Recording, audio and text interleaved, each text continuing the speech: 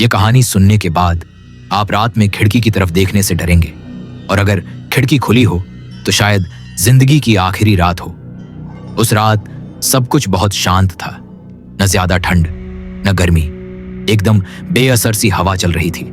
पर एक अजीब सी बात थी, पूरा जंगल चुप था, बिल्कुल चुप। ना कोई झींगुर, ना उल्लू की आवाज, बस सन्नाटा। और सन्नाटा जब ज्यादा गाढ़ा हो जाए तो समझ लो कोई देख रहा है।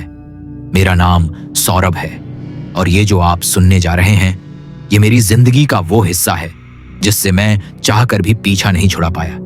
ये सब शुरू हुआ था जब हम 4 दोस्त एक ट्रैकिंग ट्रिप पर गए थे।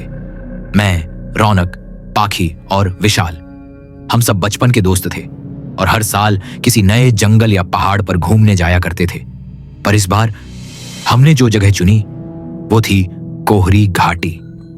कैसी जगह जिसके बारे में लोग बोलते हैं जहां रात नहीं उतरती, वहां भटकते हैं वो जिनकी रूहें पूरी नहीं हुई। पर हम तो दिल्ली के लड़के थे, हमको लगा ये सब बकवास है, लोकल लोगों की डराने की कोशिश। हमने इंटरनेट पे भी देखा, कोई खास इंफॉर्मेशन नहीं थी, बस कुछ ब्लरी फोटो और 2-3 पुराने ब्लॉग पोस्ट जिनमें लिखा था जंगल में कोई रहता है जो इंसान नहीं है। पर हम हंसे और निकल पड़े।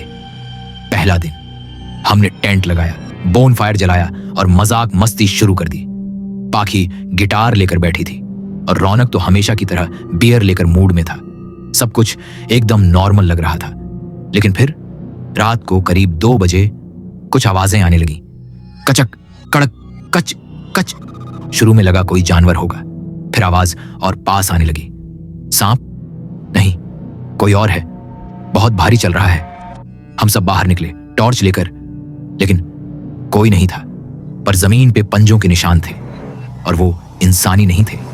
4 पंजे, लंबे नाखून और बीच में हल्की सी जली हुई मिट्टी।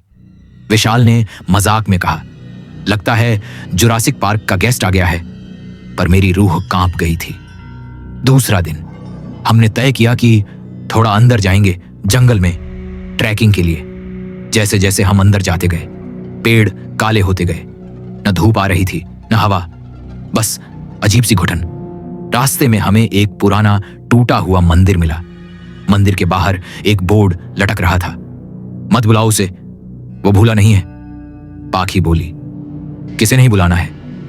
तभी विशाल ने जोर से उस बोर्ड को हिलाया और बोला, अरे ये सब डराने की टेक्निक है, हम हिंदुस्तानी हैं, डर से नहीं डरते। उसने एक पत्थर मारा मंदिर की मूर्ति पर और उसी वक्त हवा चलनी बंद हो गई और किसी ने पीछे से फुसफुसाकर कहा, तुमने बुला लिया। हम सब पीछे मुड़े, कोई नहीं था। पर पाखी की नाक से खून टपक रहा था और वो अजीब सी आवाज में बड़बड़ा रही थी, वो आ रहा है, वो भूखा है। रात तीसरी, पाखी बिल्कुल चुप थी, खाना नहीं खा रही थी, बस एक कोने में बैठकर पहाड़ियों की तरफ देख रही थी। रौनक ने मजाक में कहा, अरे वो शैतान से बात कर रही है शायद। मैंने रौनक को चुप कराया, लेकिन देर हो चुकी थी। रात 2 बजे फिर वही आवाज आई, लेकिन इस बार कुछ दिखा। एक लंबा झुका हुआ शरीर जिसकी पीठ से कांटों जैसे नुकीले उभार निकले हुए थे। उसके पैरों में पंजे नहीं थे, सिर्फ जलते हुए गड्ढे थे जैसे लावा में चला हो। और उसकी आंखें लाल नहीं थीं, वो पूरी सफेद थीं, बिल्कुल बिना पुतली की, जैसे कोई देख नहीं रहा पर सब देख रहा है। रौनक ने टॉर्च उसकी तरफ मारी और अगले ही पल टॉर्च का बल्ब फूट गया और रौनक हवा में उठ गया। उसने चिल्लाया, सौरभ बचा ले यार, ये क्या है? और फिर वो गायब हो गया। बस उसकी घड़ी जमीन पर पड़ी थी और एक गंध जले हुए मांस की। अभी तक हम मजाक में थे, अब डर हड्डियों तक उतर गया था। हमने सोचा सुबह होने का इंतजार करते हैं और वापस निकल जाते हैं। पर सुबह नहीं हुई। घड़ी में 5:30 हो गया, पर सूरज नहीं निकला। जंगल अंधेरे में ही था, जैसे रात रुक गई हो। और फिर पाखी बोली, तुमने उस देवता की समाधि तोड़ी है, अब जंगल ने तुम्हें पहचान लिया है। घड़ी 5 बज चुकी थी, पर जंगल में अंधेरा जस का तस था। ऐसा लग रहा था जैसे सूरज को ही निगल गया हो कोई। पाखी अब पाखी नहीं रही थी, उसकी आंखें काली हो चुकी थीं और वो कुछ बोल रही थी, एक ऐसी भाषा जो इंसानी नहीं लग रही थी। विशाल मेरे सामने था, कांपते हुए। सौरभ, कुछ गड़बड़ है। रौनक कहीं चला गया और ये लड़की कुछ और हो चुकी है। मैंने टॉर्च जलाई और पाखी की तरफ बढ़ा। पाखी, ओए देखो मेरी तरफ प्लीज। पर पाखी की गर्दन धीरे धीरे घुमा और एक अजीब सी आवाज में बोली, शिकारी को तुमने बुलाया है, अब वापसी नहीं है। उसका मुंह अचानक खींचने लगा, जैसे कोई अंदर से उसकी त्वचा को खींच रहा हो। नाक से खून, कान से काला तरल, और फिर वो बेहोश होकर गिर पड़ी। हमने पाखी को उठाया और टेंट में ले गए। विशाल ने कहा, हमें निकलना पड़ेगा अभी। पर तभी जंगल से फिर वही आवाज आई, छट छट छप छप। ये आवाज इस बार बहुत पास थी। हमने टॉर्च बाहर फेंकी, कुछ नहीं था। पर जब वापस मुड़े, टेंट गायब था। हाँ, गायब। पूरा टेंट, पाखी, सब कुछ। बस जली हुई जमीन बाकी थी। हम दौड़ पड़े, किसी भी दिशा में बस भागते रहे। पर जंगल बदल चुका था। अब पेड़ हिल नहीं रहे थे, वो हंस रहे थे। हाँ, जैसे उन पेड़ों में जान थी और वो हमें भागते हुए देखकर मजा ले रहे थे। हमने एक रास्ता पकड़ा जो लगता था कि बाहर जाएगा, पर जैसे जैसे हम आगे बढ़े, जंगल और गहरा होता गया। अब पत्ते काले थे और शाखाओं पर चमगादड़ नहीं, उलटी लटकती हुई लाशें थीं। एक जगह पहुंचे जहां मिट्टी नहीं थी, सिर्फ हड्डियां बिछी थीं। हर कदम पर कोई चीखता था, मुझे मत छोड़ो। लेकिन आवाज किसी इंसान की नहीं थी। वो आवाज गले के अंदर से नहीं, सीधे दिमाग के अंदर से आ रही थी। और तभी मैंने पहली बार उसे देखा। वो शिकारी, उसकी लंबाई करीब 7 फुट, चमड़ी काले लोहे जैसी, और पीठ पर खड़े कांटे जैसे इंसानों की रीढ़ को उखाड़ कर लगाए गए हों। उसके चेहरे पर नाक नहीं थी, सिर्फ एक गहरी खाई, और आंखें पूरी सफेद, और उनमें हजारों मुंह। हाँ, आंखों में मुंह थे जो फुसफुसा रहे थे, और मत बुलाओ, और मत बुलाओ। विशाल जमीन पर गिर पड़ा। वो देख रहा है मुझे, वो अंदर घुस रहा है। सौरभ, मेरे अंदर मत आने देना उसको, प्लीज। और अचानक विशाल के शरीर ने खुद को मोड़ना शुरू किया, जैसे किसी ने उसकी हड्डियां उल्टी दिशा में मोड़ दी। कड़क, कच, चटाक। उसका चेहरा फट गया और उसके सीने से निकली एक नंगी रूह, जिसे शिकारी ने पकड़कर चबा लिया। हाँ, चबा लिया। वो रूह खाने वाला जीव था। मैं जड़ हो गया, पर तभी मेरे कान में फुसफुसाहट आई, तू आखिरी है, तेरी आत्मा में कुछ अलग है। मैंने पलट कर देखा, कोई और था। एक और इंसान, एक बूढ़ा, जिसकी दाढ़ी राख जैसी थी और कपड़े खून में सने थे। मैं भी फंसा था यहां 50 साल पहले, पर मैं लड़ पाया। अब बारी तेरी है। मैंने कांपते हुए पूछा, वो है क्या, इंसान, प्रेत या शैतान?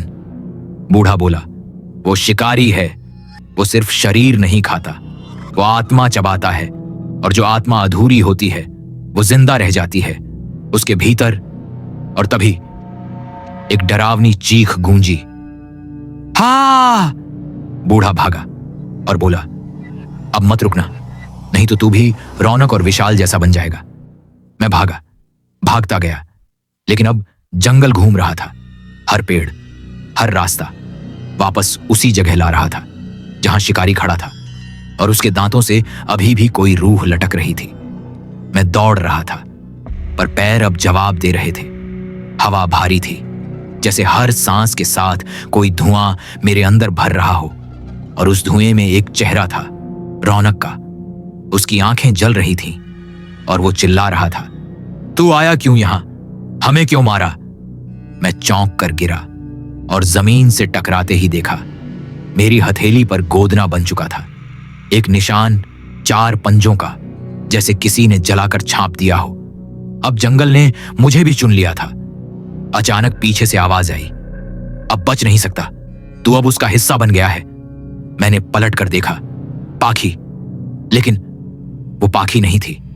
उसके चेहरे पर इंसान की त्वचा तो थी, पर आंखें शीशे जैसी, और उसमें नजर आ रहा था शिकारी का अक्स। मैंने डरते हुए पूछा, तू जिंदा है? वो बोली। मैं जिंदा नहीं हूं, पर मरने भी नहीं दिया गया क्योंकि मेरी आत्मा अधूरी थी।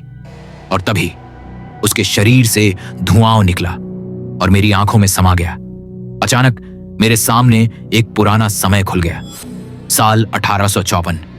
कोहरी घाटी कभी शापित नहीं थी। वो एक पवित्र स्थान था जहां जंगल का देवता रहता था, जिसे लोग कहते थे झांखा, आत्माओं का रक्षक। हर साल गांव वाले अपनी आत्माओं की रक्षा के लिए बलि देते थे। पर एक बार किसी ने अपनी आत्मा बेच दी। एक अंग्रेज अधिकारी, जनरल क्रॉफ्ट। उसने अमृता चाही और झांखा से सौदा किया। मेरी आत्मा तेरी बदले में मेरी मौत नहीं होगी। झांखा ने सौदा स्वीकारा, पर आत्मा लेने के बाद जनरल क्रॉफ्ट इंसान नहीं रहा। वो बना शिकारी, आत्माखोर। और तब से वो इसी जंगल में है।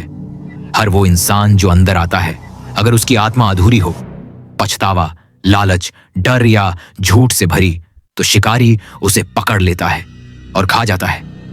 मुझे होश आया। पाखी सामने थी। वो अब मेरी तरफ बढ़ रही थी।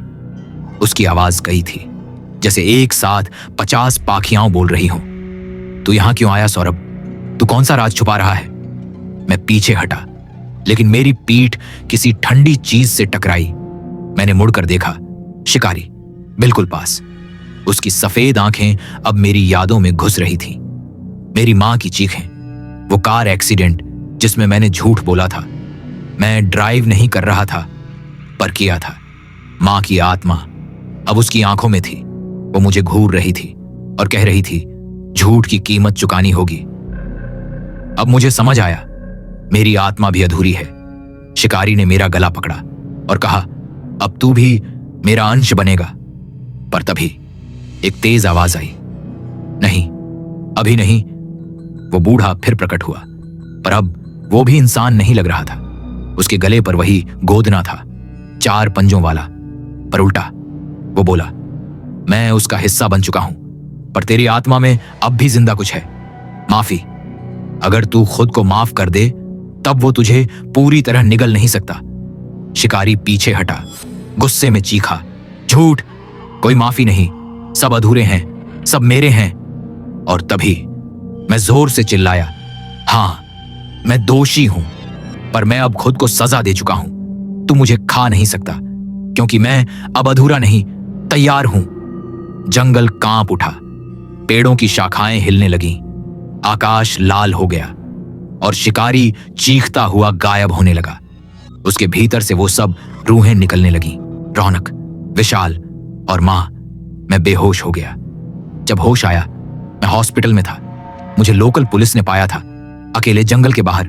पाखी, विशाल, रौनक, सब लापता। पर मैं जानता हूं, वो सब आजाद हो चुके हैं। और शिकारी, वो अब भी वहीं है, क्योंकि आत्मा खाने वालों को कभी भूख नहीं मिटती। और हां, अगर आप भी किसी जंगल में जाएं और लगे कि सब कुछ ज्यादा शांत है, तो भाग आइए, क्योंकि शिकारी अब भी देख रहा है। शायद आप ही अगला हो। हॉस्पिटल में 5 दिन बाद मेरी आंख खुली थी। डॉक्टरों ने कहा, कोई ट्रॉमा नहीं, सिर्फ थकावट और डिहाइड्रेशन था। पुलिस बोली, जंगल में कोई नहीं मिला, पर मेरी हथेली पर अब भी वो जले हुए पंजों का निशान था। मैं दिल्ली लौट आया, पर हर रात एक सपना आता था। वो सफेद आंखें, वो जलती हुई रूहें और पाखी की फटी हुई हंसी। तू बच नहीं सका सौरभ, तू सिर्फ वक्त ले आया है। मैंने सोच लिया था, अब दोबारा उस जगह नहीं जाना। लेकिन फिर एक दिन मेरे दरवाजे पर एक पार्सल आया। कोई नाम नहीं, बस एक लकड़ी की मूर्ति, 4 पंजों वाली, और उसके नीचे लिखा था, भूख अब शहर में है। उसी रात मेरा अपार्टमेंट ब्लैकआउट हो गया। बिजली गई और खिड़की से दिखा, सड़क पर एक आदमी खड़ा है, ऊंचा, झुका हुआ, पीठ पर कांटे, और उसके पास मेरी बिल्डिंग के चौकीदार की लाश थी, जिसकी आत्मा चीखते हुए हवा में घूम रही थी और फिर निगल ली गई। अब मुझे समझ आ गया, शिकारी मरा नहीं था, उसने अब अपना दायरा बढ़ा लिया था। वो जंगल से निकलकर शहर में आ चुका था, क्योंकि शहर की आत्माएं अधूरी थीं और भूख बहुत ज्यादा। मैंने पुलिस को बताया। वो आ गया है, वो अब शहर में है। उन्होंने मुझे पागल समझा, मनोचिकित्सक के पास भेजा गया। लेकिन क्या कोई डॉक्टर समझेगा उस प्राणी को जो आत्मा खाता है? 3 दिन बाद वो आई, पाखी। उसके शरीर पर वही राख जैसे दाग, और उसकी आंखों में अब शिकारी नहीं, कोई और था। वो बोली, मैंने उसे छोड़ दिया, पर वो मुझे नहीं छोड़ पाया। अब वो हर उस इंसान को खा रहा है जो तू जानता है, और धीरे धीरे तेरे पास आ रहा है। क्यों? मैंने पूछा। क्योंकि तू अब दरवाजा है। तेरी आत्मा अधूरी नहीं रही, पर तू वो माध्यम बन चुका है जिससे शिकारी बाकी दुनिया में जा सकता है। हर वो इंसान जिससे तू जुड़ा है अब शिकार है। मैं कांप गया, क्योंकि तभी मेरा फोन बजा। मां का वीडियो कॉल पर मां तो मर चुकी थी, और स्क्रीन पर दिखा वो सफेद आंखें और एक गूंजती फुसफुसाहट। अब तेरी बारी है। मैंने तय किया, ये खत्म करना होगा। मैं फिर गया कोहरी घाटी, जहां सब शुरू हुआ था। अब जंगल वहीं था, पर उसमें कुछ और भी था, जैसे किसी ने हर आत्मा को मिलाकर एक नई इकाई बना ली हो। महाशिकारी वो सामने था, अब विशाल से भी बड़ा, सैकड़ों आंखें, हजारों मुंह, और हर रूह जो वो खा चुका था अब उसकी जुबान बन चुकी थी। हर एक चीख अलग आत्मा की आवाज। मैंने वही गोदना जलाया जो उस बूढ़े के पास था, उल्टा पंजा, और चीखा, आज मैं खुद को तेरे हवाले करता हूं, लेकिन इसके साथ सब कुछ खत्म होगा। शिकारी झपट पड़ा।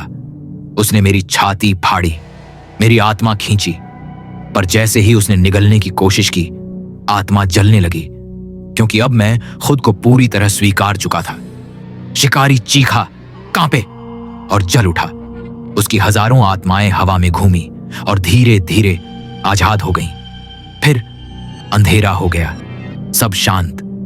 मैं अब भी जिंदा हूं, पर एक फर्क है, अब मेरे सपनों में शिकारी नहीं आता।